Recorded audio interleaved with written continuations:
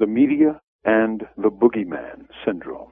It is always a useful exercise to view the full, unedited text of an event and then compare it with the edited version projected by various news agencies. That lesson returned to me with considerable force when I saw and heard the intentionally misleading accounts of the speech of Iran's president, Mahmoud Ahmadinejad.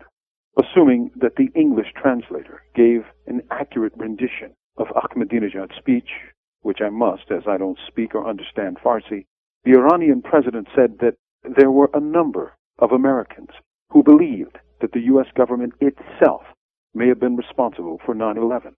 Ahmadinejad didn't say this was his view. He said a number of Americans held this view. Whether you or I believe it or not, is it true that a number of Americans believe this? The answer is, and must be, yes.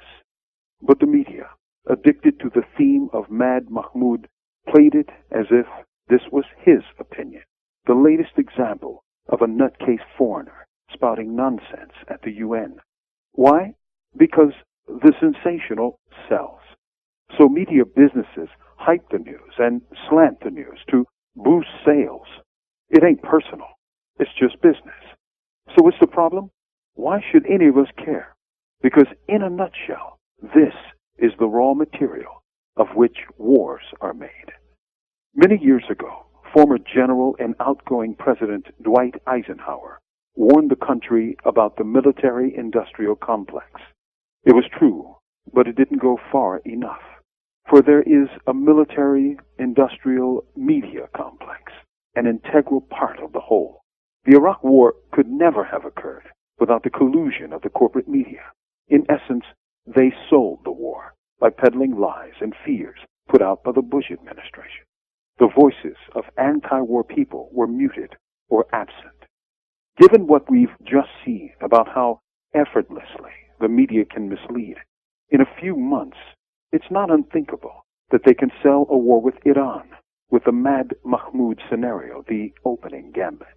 Remember, Saddam Hussein never believed the U.S., his erstwhile ally and weapon supplier, would actually invade his country until tanks were rolling towards Baghdad.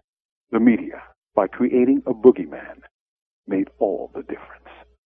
From death row, this is Mumia Abu Jamal. These commentaries are recorded by Noel Hanrahan of Prison Radio.